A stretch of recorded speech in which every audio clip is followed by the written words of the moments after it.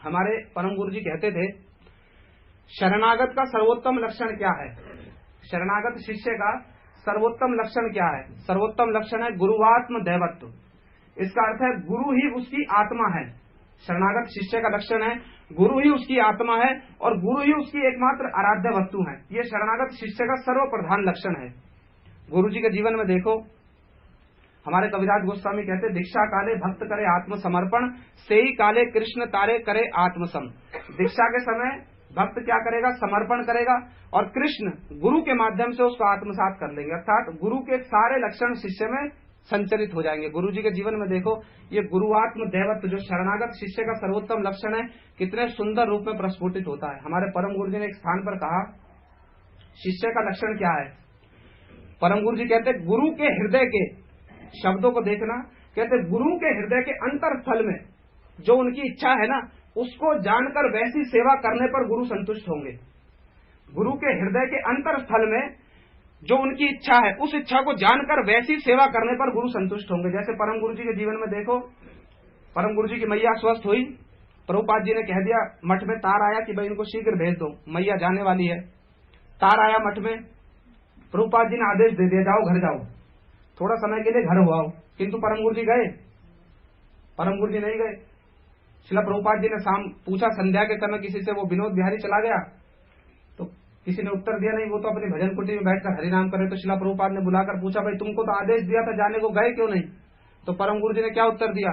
प्रभु सकल जन्म में पिता माता सबे पाए, कृष्ण गुरु नाही मिले भजो ही आए। सब जन्मों में तो माता पिता मिलते हैं, कृष्ण और गुरु बड़े सौभाग्य से मिलते हैं। अगर मैं घर चला गया, मेरी मैया ने मुझसे कह दिया मैं तुमसे बड़ा प्रीति स्नेह करती हूँ, मेरी आखिरी इच्छा है तुम विवाह कर लो, तो मेरा तो जीवन बर्बाद हो जाएगा, मैं आपकी सेवा कैसे करूंगा?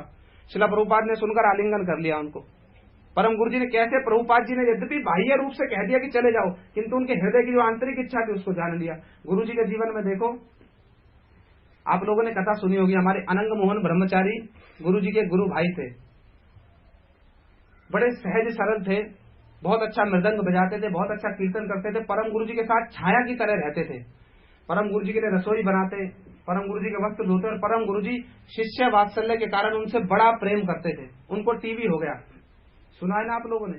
उनको टीबी हो गया। टीबी उस समय में लाइलाज बीमारी थी, टीबी उस समय लाइलाज बीमारी थी, कोई निकट जाना नहीं चाहता। तो परम गुरु जी क्या करते, उनकी सेवा अपने हाथों से करने लगे सारी। जहां पर अच्छी चिकित्सा होती उनको लेकर जाते, बिहार लेकर गए, दक्षिण भारत लेकर गए, सब उनकी सेवा परिचर्या अपने हाथ से करने लगे। अब सारा प्रचार चौपट होने लगा। तो गुरुजी ने क्या देखा, परम गुरुजी के हृदय की जो आंतरिक इच्छा थी उसको जान लिया। गुरुजी ने जाकर परम गुरुजी से कहा, प्रभु गुरुदेव, मैं अनंग मोहन प्रभु जी की सेवा का सारा दायित्व अपने सिर लेता हूँ, आप निश्चिंत होकर निर्भीक होकर प्रचार कीजिए, इनका सारा दायित्व मेरे सिर पर। और परम गुरुजी ने अनंग मोहन प्रभु जी को गुरु जी के साथ, और प्रभुपाद जी के शिष्य थे पूज्यपाद त्रिगुणातीत बाबा जी महाराज, उनके साथ भेज दिया उनको मद्रास में। अब गुरुजी ने 6 मास तक उनकी सेवा की और गुरुजी के मुख से स्वयं सुना, सब लोगों ने सुना होगा, उनको खून की उल्टी होती थी, बिस्तर में लैट्रिन पेशाब सब कुछ होता था। गुरुजी अपने हाथ से सब कुछ करते थे। उस समय में तो अस्पताल में इतनी सुविधाएं नहीं थी कि पैसा जमा करा दो और नर्स आकर सब कुछ कर देगी। सब तो अपने हाथ से, सरकारी अस्पताल में भर्ती हो सब कुछ अपने हाथ से करते थे, खून की उल्टी अपने हाथ से साफ करते, अपने प्राणों की किसी प्रकार की कोई चिंता नहीं। अपने गुरु की जो हृदयगत इच्छा है उसको कैसे जान लिया। हमारे महाप्रभु कहते हैं, गुरुर सेवक होय मान्य से हमार। गुरु के ऐसे निष्कपट सेवक, सेवक नहीं, सेवकों के विषय में बहुत कुछ सुना, सेवक बहुत सारे होते हैं, निकट में रहने से कोई सेवक नहीं होता।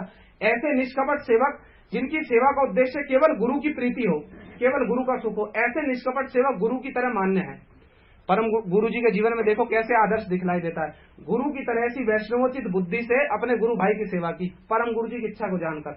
परम गुरु जी ने अपनी एक कथा में एक स्थान पर कहा है कि हम लोग कथाओं में बहुत कहते हैं हम शरीर नहीं है, हम आत्मा है, शरीर तो जड़ है, एक दिन मर जाएगा, ये परम गुरु जी कह रहे हैं अपनी कथा में।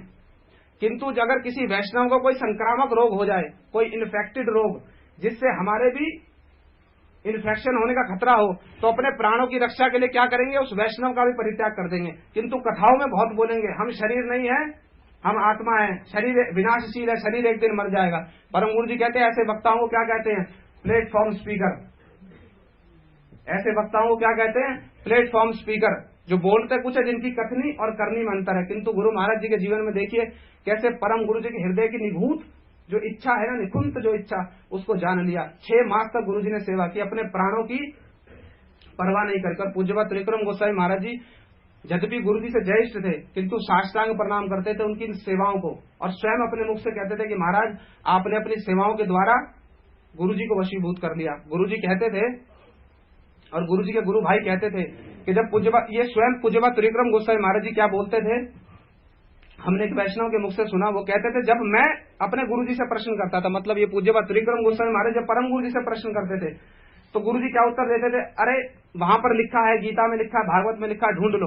किंतु जब तुम्हारे गुरु जी कोई प्रश्न कर देना तो तसल्ली से सारे काम छोड़कर उनके प्रश्नों का उत्तर देते थे। तो वो क्या कहते थे, महाराज आपने अपनी सेवाओं के द्वारा गुरु जी को वशीभूत कर लिया।